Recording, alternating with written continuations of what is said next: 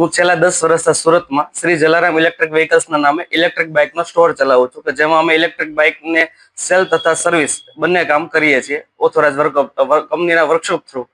તો અત્યારે જે તાજેતરની જે પરિસ્થિતિ ઉદ્ભવી છે, જે ઇઝરાયલ ઈરાનનું કોન્ફ્લિક્ટ જે વોર છે, એને લીધે કેવું છે કે ક્રૂડ ઓઇલમાં સપ્લાયમાં થોડુંક લેટ થાય છે. એને લીધે પેલું પેટ્રોલ પંપ પર જે અફવાને લીધે જે લાઈનો થઈ રહી છે, એના લીધે અમારે ઇલેક્ટ્રિક ટુ વ્હીલર ફિલ્ડ જે છે એમાં એની જે ઇન્કવાયરી છે એમાં ફૂલ વધારો જોવા મળી રહ્યો છે.